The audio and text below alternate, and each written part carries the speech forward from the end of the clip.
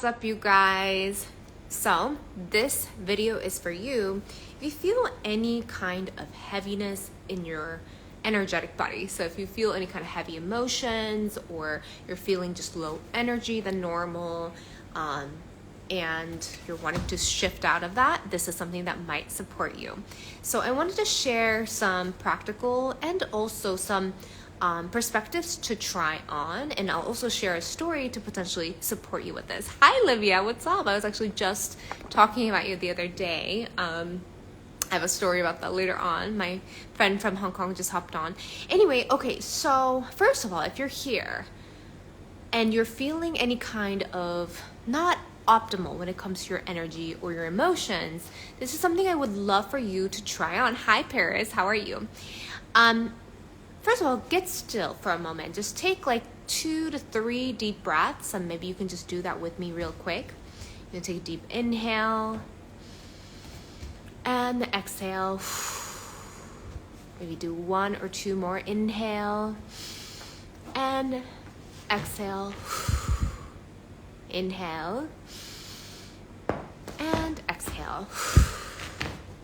And I do apologize in advance because my puppy's going crazy over there. But anyway, so just take a moment to breathe and get connected to your body, because a lot of times we try to fix how we feel by our logical mind, by thinking ourselves out of it instead of actually moving the energy out of our body. So what does that mean?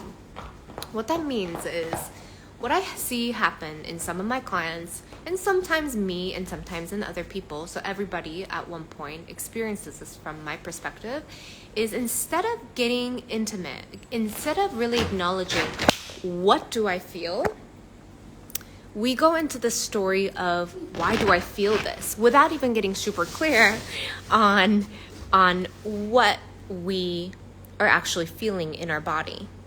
Like, if you feel low energy or heaviness, can you just take a moment and say, what is that? Like, if I had to name that emotion in my body right now, what is that? Without being like, I feel tired because of this, I feel, not, energetic because of this. Because when we go into the story of why we feel a certain way, before A, even getting clear on what we feel, and B, like just going into this automatic loop of, well, I must be tired because I didn't sleep well, I must be tired because it's full moon, or whatever it is, we actually miss the opportunity to actually release it, not through our brains, but in our body. So I'll explain what that means in just a bit, and I'll share a story with you. Hopefully that helps you understand what I'm talking about. So over the weekend, I was feeling kind of like low energy. And for those of you who know me, I pretty much have good energy, high energy, most of the time. So it was a little bit unusual for me, and it was full moon, yes. And though that wasn't the only thing. So again, I didn't go into that story. I paused. So this was Sunday morning. I paused. And I actually, in the morning, I tried to do what most high achievers do sometimes, which is, quote unquote, push through the feeling. I went to this really intense Pilates class. It was a hot Pilates class. It was awful. No offense to anyone who loves Pilates, but it's not my thing. It was really hard. Anyway, I tried to push through it. Didn't help. Surprise, surprise. So after, I really sat there and kind of started to think about, like, what do I feel in my body? What is this emotion if I had to name it? Now, there's so many positives to this. One is by naming the emotion or the feeling that we have in our body, and this is proven by research, we typically, if it's a quote-unquote positive emotion, so like joy, love, peace or whatever, by naming it, we will actually automatically amplify that emotion and that feeling in our body. If it's something quote-unquote negative, what we perceive as negative, it actually decreases it immediately just by naming and identifying what that emotion is. So, if you have ever done any kind of emotional intelligence training, this is where we typically start. We start with, what is the emotion that's present in my body? So then we get to start with that. For me, in that moment, the emotion that was present in my body was grief. And I think it's Tuesdays with Maury that says this, you get to get familiar. This isn't the exact quote, but something along the lines of you get to get familiar with grief so that you can pull on it like a familiar shirt one day, and you can, just cope with it easier. That's available. And I think I've gotten to a point in my life where I've experienced grief before, and I knew this was grief that was being felt in my body. So then, instead of going to a huge story of why, and I can share with you, on a logical sense, why that was there, but I was able to identify this feeling in my body as grief. Recently, one of my first mentors, AJ Mirzad, passed away, and this I found unexpectedly. He was only 44. He passed away on Saturday, and I had a busy day, busy weekend, so I hadn't really had time to process this emotion that was present in my body, which is why I suspect that it was still there. So anyway, what happened was I decided to honor that grief.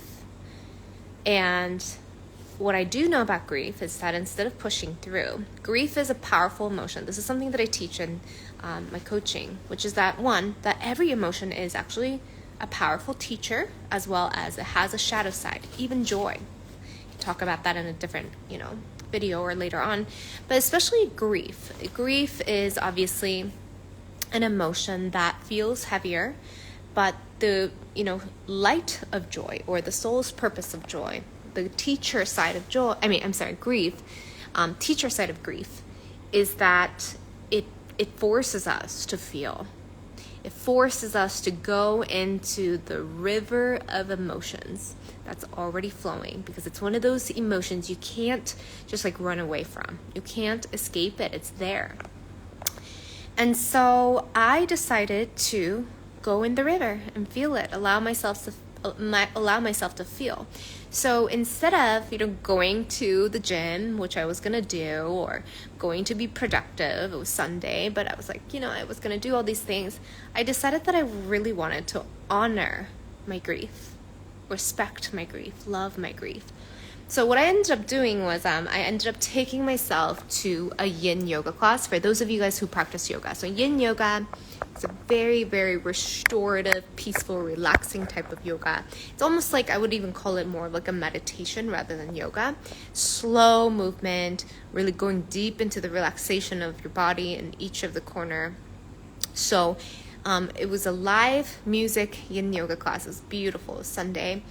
And I decided to go there instead of going to the gym. I literally did a detour. I was headed to the gym, and then I took a detour, went to my yoga studio, and I decided to do a yin yoga class, which would force me to slow down and sit there and meditate and feel.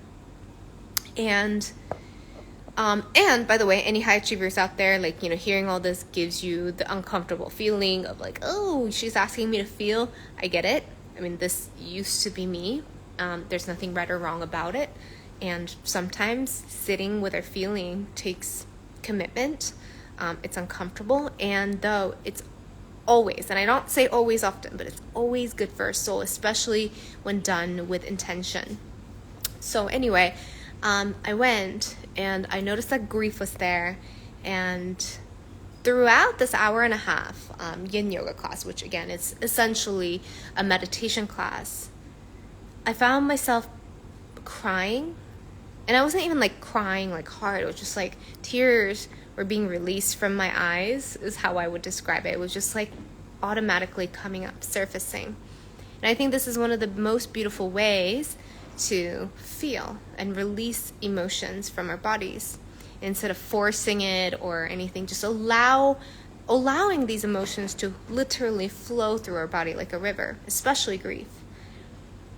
So I just allowed myself to tear up a little bit here and there. And what happened was really actually profound. It actually ended up transmuting my grief that was present in my body into deep, deep gratitude. Because when we think about grief, oftentimes what our mind goes to is what is lost. But what was gained? If this loss was that powerful, there was actually so much more that was gained. And so I was able to focus on what was gained. And in that moment, what I realized what I had gained was a mentor who changed my life. Even though he passed away, like we were all feeling, we as in a lot of people that knew him, that were his mentees and whatnot, we were all feeling the loss of him because he did impact us so deeply. He did create these transformative moments and experiences for us. And that was really beautiful. So I was able to focus on that. And I actually had this really beautiful thought where I felt, and if you know me and my story, I'm pretty accepting and in peace with this idea of death. And this took me to a whole new level, which was that, I'm at this age now, maybe some of y'all are too, where I know a few, maybe a good handful of people now who's transitioned, who's passed on. And if we believe in some afterlife, I don't even want to call it heaven, but you can if you want, some kind of afterlife out there, whether it's a different planet, different reality, different dimension, different, heaven, whatever. I had this profound thought that when, now I know enough people that are so amazing, that I love so much in heaven or this afterlife place, wherever that is, that it wouldn't be the worst thing, Whether I'm here on earth being with the people that I love and admire, or being in this afterlife one day when the divine time comes and I get to see all these people again, that would also be amazing. It's do I want to hang out in Bali or do I want to hang out in Hawaii? These are just different paradises, different heavens, if we wish to create this. So that for me also offered me such beautiful level of acceptance when it comes to death and passing and living and all the things in between. Hi Ryan, good to see you. So those are some things that really came through for me by me slowing down and acknowledging my feeling, my emotion around grief that I found to be present. Now, I want to share this. So I started this, video talking about if you feel some kind of heaviness in your body energetically, or you feel slower than usual, or you're not feeling as energetic and you want to feel different, I'm kind of going back to that. So a lot of times people often go into the story of why I feel a certain way. And when they start talking about feeling, it's rarely about an emotion either. They're I feel tired. That's not really even an emotion. That's a state in your body. And I mean, this is a whole different video, but that itself is very challengeable because what is tired anyway? What is tired? If you think about the word tired, it's this state we think is so distinct, but it's really not. It's we sometimes say we're tired when we're sleepy. We say we're tired when we haven't eaten. We say we're it's not an actual point. It's not a milestone in our body. Oh, we've hit that now. We're tired. It's not actually there. So we can, yes, you're right, Paris. We can actually make ourselves, tired, mentally tired. Absolutely.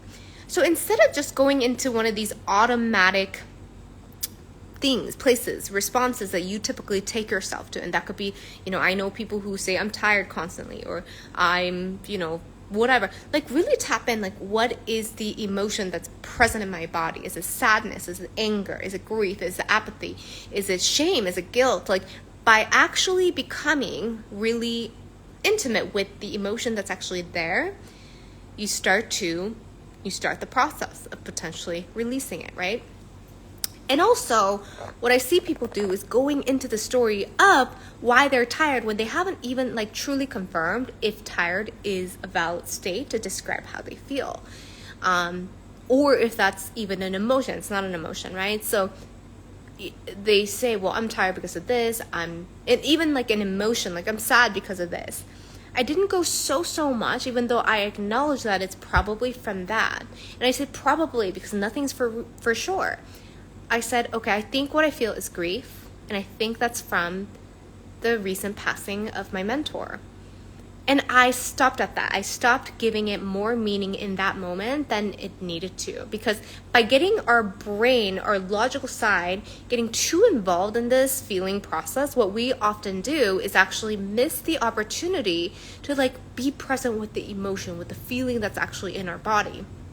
So then, and then people often like actually reinforce a certain emotion that's not even, desired in their bodies by creating all these stories. Well, I must feel this. I must feel sad because of this, and because of this, and because of this. I must feel insecure because of this, and because of this. It actually doesn't matter at the end of the day. Yes, of course, once in a while, intentionally dropping into these reflective states to figure out the root of what's going on could be potentially helpful. But what I see sometimes people do is go into this loop of why they feel that way, and they're trying to focus on the wrong thing, which is trying to figure out why they feel that way. I say the wrong thing because how is that going to support you in that moment? What I mean is, what if you just focused on letting your body do its thing, naturally process the emotion, and also focusing on how do you want to feel instead? Isn't that going to be 100 times more productive than figuring out in that moment? That's your ego's doing. That's your mind's doing. It doesn't always need a reason or the accurate root cause for you to shift into something else. And in fact, I would even say a lot of times when you think you know why you feel the way you do, it may or may not be true, because guess what? Our being, our body, is a collection of not just one moment. It's not it's not just a representation of that one thing. So for example, yes, my mentor passed away, and that's one of the most recent things that's happened that I can probably relate to grief in that moment. But guess what? I've lived many years where different kinds of grief has happened, different kinds of experiences have happened. I don't know what's still stored in my body that event is potentially reminding my body of what that feels like or whatever. So what I'm saying is, discovering why you feel that way is less relevant than your logical mind will sometimes enroll you into thinking. And instead, what you do want to feel, it could be confirmation bias with the self. What you want to feel, or what do you want to focus on, is how can I create an atmosphere or an environment in my own body where letting these emotions actually go through me is going to be most possible. And sometimes, a lot of times, at least for me, it's slowing down. I don't know if you guys ever had this feeling, but sometimes I think I'm just like da-da-da, like I don't really have any stuck emotions, and then I slow down and all of a sudden I'm crying, or like I'm feeling a lot or whatever. I'm very much in tune with my inner environment, my inner body, and my energetic body. So it's fine if you don't feel these kind of things as much. And though I can confirm that a lot of times we carry a lot of emotions or energies in our bodies that we may or may not be aware of. So that's certain. That's for sure. So anyway, creating an environment of yourself that will most be optimal for you to naturally, really let these emotions flow through your body is really powerful. So for example, it's kind of a weird example as I'm saying it, but like if you had food poisoning, instead of like focusing on why do I have food poisoning, like what is actually making me sick, what you probably want to do is just create a comfortable environment for your body to just like let it pass through, drinking a lot of water or drinking electrolytes or taking the right meds or whatever it is. Sometimes it's not that helpful to know exactly what the root cause is. That's something you can figure out later for sure, so you don't repeat the same, food or restaurant or whatever. And though in that moment, what's most helpful, especially if you're feeling energetically heavy, is to just really allow yourself to feel so that the emotions don't get stuck in your body. Now, and this is so powerful because, these emotions don't just get stuck for a couple days or a couple hours or a couple minutes. Sometimes people literally carry these emotions in their bodies for decades, for their entire life. And we sometimes label them trauma. We sometimes label them, these tragic emotions, memories, or whatever, right? Which are technically trauma. So it's almost like a cleansing that we get to do with our energetic bodies to allow ourselves to just pass through, to these emotions to pass through instead of getting stuck in these random, places in our bodies that can potentially cause even more harm down the road. So let me ask you right now, if you're here or if you're watching this right now, close your eyes. Do you feel light? Do you feel energetic? Do you feel the most optimally, energized? And if not, where do you feel the heaviness? Where do you feel the lack of flow in your body? Where? And what does that feel like? Kind of check in. If you get to name and identify that feeling or that emotion, especially if you felt it before, can you name it? And whether that's guilt, whether that's shame, whether that's joy, whether that's, whatever else. Name that feeling, name that emotion. And and this is a separate video that I can go into another day, but even joy, even peace, all these emotions all come as teachers, and they all have a shadow side as well. This is something that I teach my clients. Every emotion comes with a teacher side and a shadow side. For example, I don't know if you guys have ever felt this. It's kind of a segue chat, but I don't know if you've ever felt this where you feel really ecstatic and joyful so much, like you're so excited, so happy, so much that sometimes it actually takes you away from that moment of being actually present. What does that mean to me? I don't know. I can't, tell you what that meant for you, but what that meant for me in certain moments is I was so happy, so joyful that it almost felt hard for me to become empathetic if somebody was not at my level of joy in that moment. So if somebody, all of a sudden I'm like ecstatic and joyful, and all of a sudden there's somebody in my vortex, in my energy field that's going through grief, sadness, it took me a little bit, like intentional shifting for me to meet them at their level so that I can show up with empathy and compassion. So even joy, so I hope that makes sense. Like even joy can actually have this shadow side almost. It can take you away from that, feeling of oneness with the universe, or people around you, or empathy or compassion at times. So anyway, what I'm saying is it's so powerful to come back to clearing whatever the emotions are in your body so that you can accurately name them, and you can let your body actually process them and release them. I think it was Rumi, by the way. Rumi is the name of my dog, but also Rumi is my favorite poet. That's why I named my dog Rumi. But anyway, I think Rumi has a poem, something about, again, I can't name the exact poem, but something about every emotion being a guest. And, the thing about guests is that we love having guests, but no guest ever stays forever. So if you think about any emotion, they're not supposed to stay forever. They're just guests visiting your body. And it's good to welcome them with love. And it's also good to know when to let them go. And so that you can create space in your body to feel light again. Not because you're quote unquote high vibration and guilt and shame and these feelings are bad. No emotion is bad intrinsically.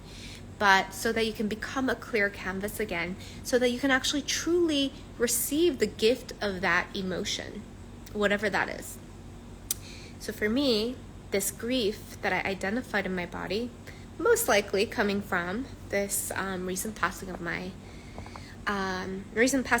mentor, but also just grief in my body in general, it taught me that I get to be grateful. I get to be super grateful for what is here and now and who I can appreciate now. And also it just offered me this really beautiful realization, even more of deeper acceptance into living and dying and everything in between. Because now I know that whether I'm here on Earth today or in a different realm or different planet or whatever, I have good people. I have good people everywhere, even in heaven, even on earth, or, earth can be heaven too. So whatever heaven I choose to be in, there's good people. So it just offered me that real, peace in my body to know that I can love every part of my life. And, and again, really quickly, the recent passings of a few people, by the way, and a few people meaning like friends and families of my friends too. I've been hearing about a few passings. A lot of them have also been unexpected. So, this is just a reminder that whoever you appreciate, and this is my challenge for you today, whoever you appreciate and you maybe haven't taken the intentional time to like really appreciate them, maybe pick a person, or maybe pick 50 people and go share how much they mean to you. Because I truly thought I was going to see my mentor one day in person, get to tell him all the things that's happened since our first mentorship together. And since then I've moved to a different country. I've spoken in these amazing, stages with legends that I never thought I would speak with. I've collaborated with these people that I used to look up to, and I've just helped a lot of people in my work. And like, I just thought I would have so much time to be able to tell him this in person or chat or whatever. And, of course, I'm sure he hears me somewhere. But in this reality, I cannot share that. So go share that love, that appreciation for somebody that you've always wanted to share, because you just never know. You just never know when their time is up, when God calls them up, wherever, whatever you believe in. Life is precious. So, yeah.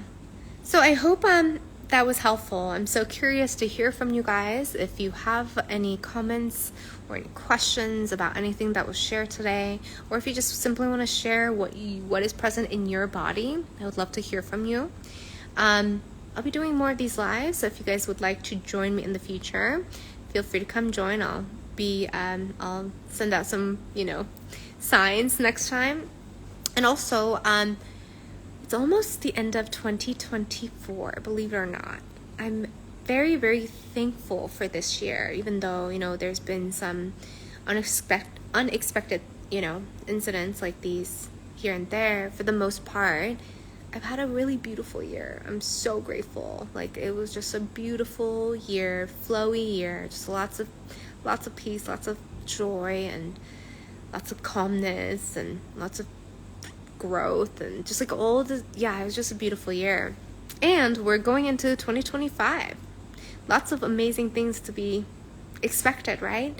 And I would love to offer you guys some complimentary coaching calls. So if you've ever followed me in the past, or this is our first time meeting, and you're feeling the pull to have a conversation with me, you're curious about what I do or how I help my high achieving clients or leaders or entrepreneurs in the work that I do as a performance coach, feel free to reach out to me. I'll be offering a few complimentary coaching calls in the next week or two, so that we can potentially find out how I can support you in the new year, and we can chat about that.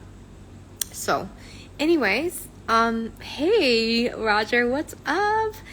So one of my previous clients is here, and I believe he's traveling all around Europe right now, which is something that he wanted to manifest a while ago.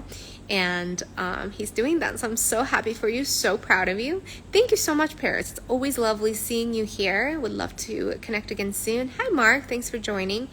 And hi, Phil. Thank you all for being here. Hi, Emmett. Great to see you. You say you've often struggled in remaining present in my body. I go into my head and ruminate instead, still unlearning. That's really beautiful. I mean, that awareness is huge. And you know what? It's not like a perfect, point, excuse me, where we reach that point and we're never out of our mind again, right? It's a constant practice. I mean, even for me today when I was taking a yoga class, like I found myself like, I think I'm present, and all of a sudden I'm thinking about what I'm going to eat for lunch. I'm like, okay, Yuri, come back. It's a constant like tuning into the present moment. Some days it's easier, some days it's going to be more difficult. Be easy on yourself, love yourself through it. It's okay that you're unlearning. It's powerful that you're unlearning because, most people don't even get to that point of becoming aware. So, hi Yisha, it's so good to see you. Okay, so you're feeling a lot of shame, betrayal, and self-anger. How beautiful is it that you recognize your anger as self-anger? Because actually, 100% of the time, anger is actually a relationship to ourselves more than anything else, right? Because anger is still in our own body, not anyone else. So I think that's beautiful. I want to acknowledge you for that. And shame, betrayal. Shame, I can do a whole different talk on this, Amit, if you're still there. But shame is one of the lowest vibrational frequencies when it comes to emotions. So not to make it bad or good, it's just a thing. So the thing that I talk to my clients about is, first of all, enrolling my clients to actually want to, I don't want to say get rid of, but like shift out of shame. Because oftentimes, this is something that you get to know, is that every emotion, even if we want to get rid of it or want to move it out of our body, the reason it's there is because subconsciously you think it should still be there. Meaning there's a positive intent of every emotion that's in your body, even shame, even betrayal, even self-anger. Meaning the most powerful thing to do is one, become aware of that emotion, and two, actually thank that emotion. Like shame, ask if shame, why are you here? What are you really trying to protect me from? Or, what is your reason, positive reason for being here? Because everything has a positive intent. And ironically, when we're able to figure that out, we can actually start to logically let it go, and then our body can let go. Meaning maybe shame is there so that you don't ever repeat a mistake you thought was life-threatening or something, or because you really loved someone or something and you feel like you did it wrong, or I don't know what the story is, right? But like, be loving and ask the shame, why are you here? Like, what is your reason for being here? I know for some of you guys who've been here, I was talking about how every emotion really comes as a guest. Meaning, you get to say, sorry, somebody just said, hi, handsome. I think it's spam, but it made me laugh. Sorry. That's really funny. Or maybe bad chat GPT. Okay, anyway, so shame. Shame is, asking shame, like, why are you here? Like we were talking about how every emotion is kind of like a guest that comes and visits our body. Maybe ask shame as a guest, like, why are you here? What are you here for? How can I serve you? What do you need? And like really get familiar with shame. So for example, I used to make grief bad back in the day, like 8 years ago, when I didn't really have the tools to navigate through some of these emotions, let alone become aware and all that stuff. I used to just make shame or guilt. I used to make grief bad. Like, ugh, this is not a good feeling. That's all I knew how to do. Good feeling and bad feeling. Instead, now I'm able to know grief so well. I've met grief. Like, I know grief like a friend, like a guest that comes visits my body. So one, when it's again present in my body, I can say, oh, hi grief. I know you. I felt you before. And then I can also ask, why are you here this time? What are you here for, right?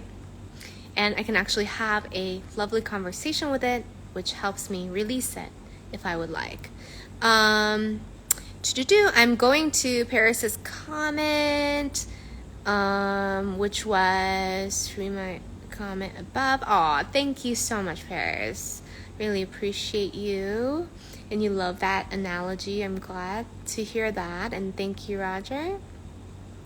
And how do you stop rumination from a past memory or pain? Ooh, I love this question, Eric. Okay, so again, the way that I work with my clients around these kind of things and mindset is to enroll our logical brain to understand what's going on first, only so that it will chill, and then now we can like actually release it. So for example, let's think about what rumination actually means. Well, rumination from a past memory. So few things that come up, and I can do a whole different video on this another time too, but think about my dog. Think about there's like all these like metal circles that have like a little bit of opening, like kind of like earrings, you know, like how it's like a ring but it has like a little bit of opening. We have all these things, we have all these thoughts in our neural pathways, like, you know, in our brain. So it's like this loop that we go into sometimes. So for example, you smell something that reminds you of that ex-girlfriend or your grandma who's passed away or whatever, and then all of a sudden your thoughts, your neural pathway in your brain goes, it's already like automatically taking you there. That's where rumination comes from. You have a cue, you have something that reminds you of something that happened from the past, and it goes right? So one thing that you want to do is like break that loop. Meaning, there's several ways you can do this. One is maybe like take you summary next time. So, you know, if something, let's say, I don't know, this cup reminds you of that time that your cat died or something. I don't know. I'm making up a random loop. And it makes you sad every time you see that cup. Next time that you see the cup, take yourself, even though it's going to be uncomfortable, take yourself to create a different meaning about that cup.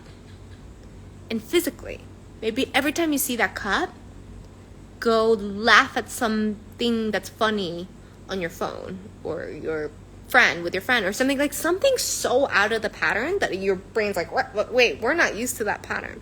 That's one way to do it. I can explain that better another time. Another thing is, think about this. Whenever we say we're ruminating, and you don't even have to say the past, because most people who quote unquote suffer from rumination is thinking about the past. Now, we've been conditioned to think about the past. That's what our brain knows. That's what our brain knows to do well. That's what we've been trained to do. But what if you can take that same mechanism and ruminate about the future?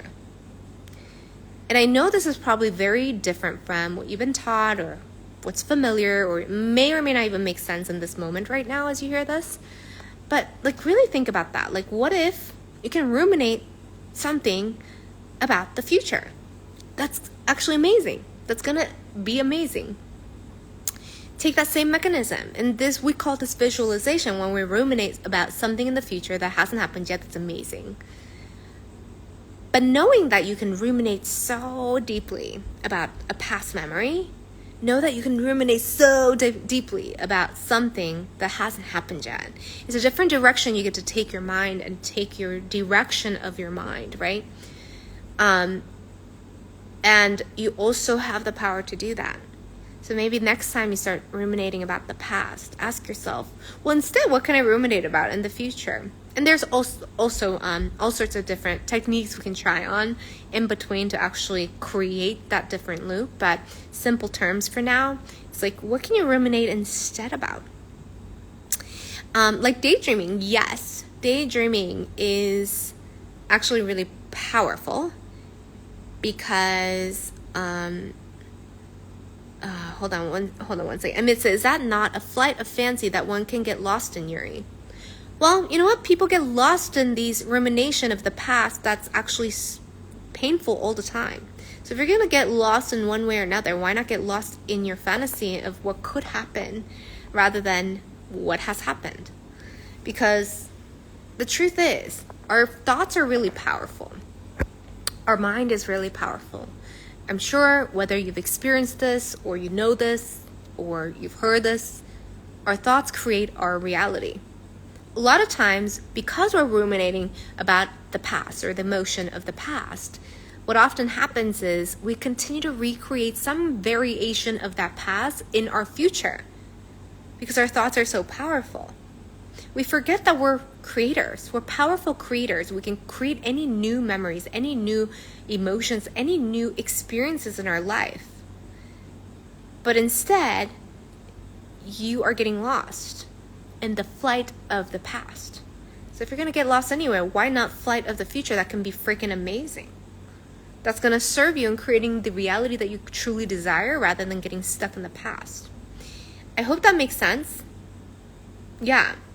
And I know obviously there's different things that we can also do so that you actually get to practice that more. It is just a practice though. It is just a practice.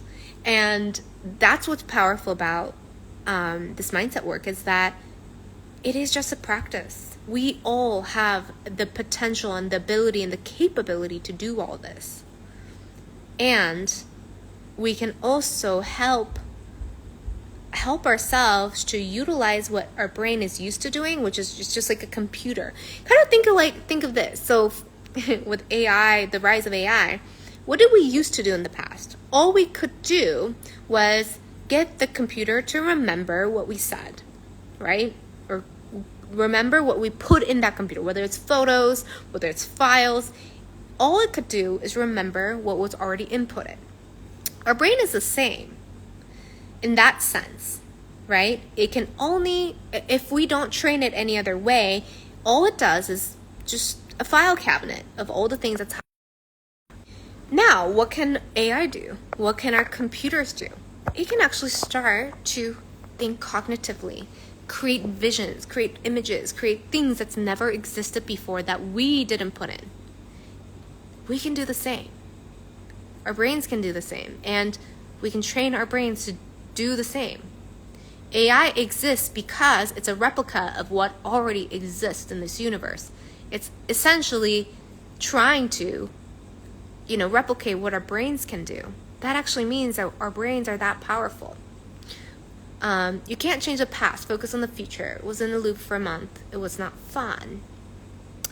Yeah, and it's like, think about it this way. When we get into a loop of a negative thinking, even though logically we're like, there's no benefit to negative thinking and I must get out of this.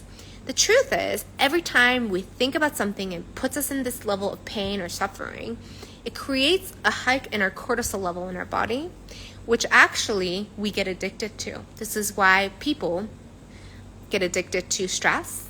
We get addicted to anger. We get addicted to all these undesirable emotions or states that we don't think we want, but we continue to go back to it because we're addicted. I mean, wouldn't you say that's what addiction is? When we continue to go back to something knowing it's bad for us, whether it's drugs or negative thinking. I mean, that's what's happening, right? So we get to treat these ruminating thoughts like an addiction, which it is. We get addicted to that adrenaline rush, the stress hormone that gets released in our body. Even though logically it doesn't make sense, it happens. So then what do we get to do? If you or somebody else was an alcoholic, we would say, well, the best thing to do is to clear your environment so you don't have any, cues that make you want to drink. And also, if you have a beer in your hand, just put it down. It starts there, right? You got to detox from that addiction.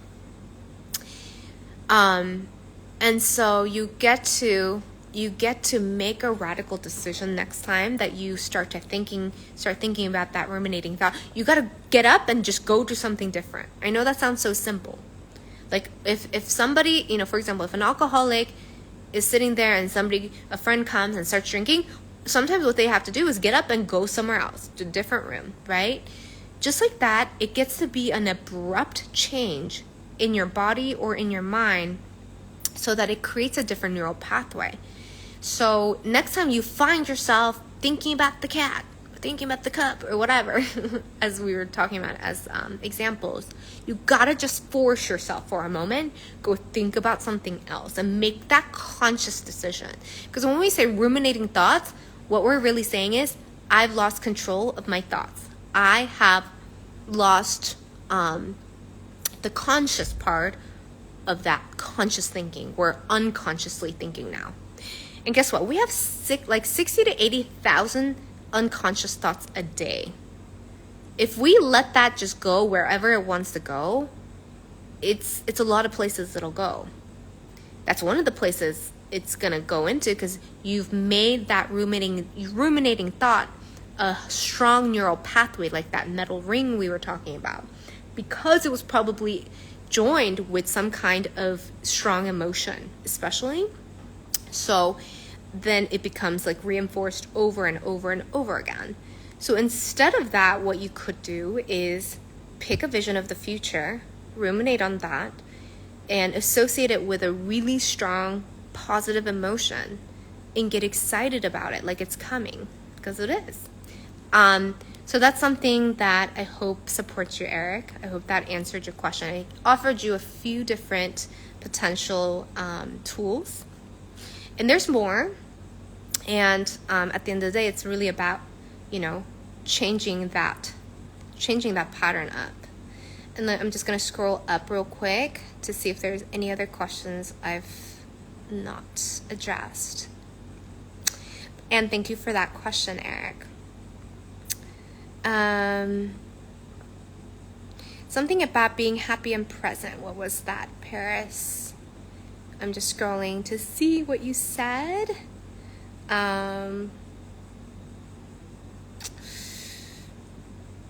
Actually feel more present when I'm happy. When I'm sad, I overthink and get depressed. I actually feel more present when I'm happy. When I'm sad, I overthink and get depressed. Yeah, I think when we're happy, we're in our body. And when we're sad, you can still actually come back to your body and just focus on the sadness. This is exactly what I was talking about. So when you feel something like sadness, what people do often is they overthink, like, why do I feel sad? And as we were talking about before, instead of going into the stories of why you're sad, which only reinforces these neural pathways in your brain, you can just focus on, what does sadness feel like in my body right now? Where do I feel sadness in my body? What does sadness feel like in my body? So imagine that you're taking like a snapshot of your body, of your energetic body, and like, where would sadness be showing up in that snapshot? Is it your heart? And if so, maybe even put a color on it. Focus on the feeling that is in your body, not so much of the story of why you're sad. The story of why you're sad is what's going to create that rumination, as Eric was talking about. If you focus on where do I feel in my body? Where do I feel the sadness in my body? Then now you're being present. And in that presence, you can start to potentially create different possibilities of how you want it or get to feel. So if you feel sad, okay, if sadness was not in my body, say it was in your heart, if sadness was not in my heart, what do I want to feel instead? Sorry, that was my dog. What do I want to feel instead? And again, I'm not asking you to numb or suppress or ignore your emotions. It's actually a powerful way to acknowledge your emotion, because you're actually becoming super present with the emotion, not the story about why you have the emotion. So I hope that makes sense in the distinction that I'm creating. So when you can say, okay, that's there, what do I want to feel instead? Now you're being creative, not ruminative.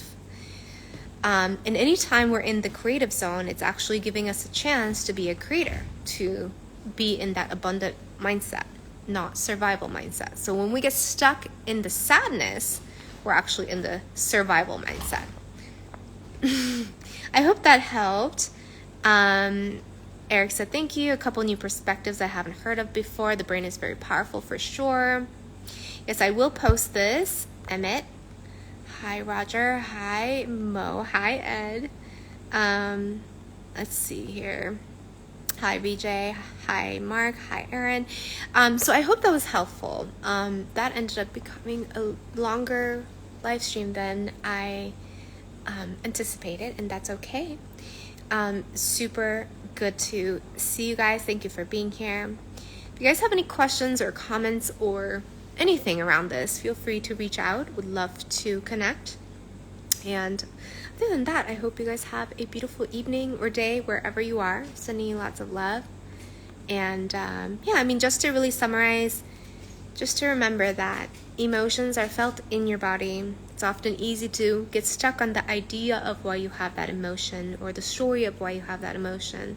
And if so, just come back to your body. Just slow down and your body will do its thing. Our bodies are so powerful in healing itself, both our energetic body as well as our physical body. So trust that. Anyways, love you all. Send you lots of love. And I will be back later. See you guys.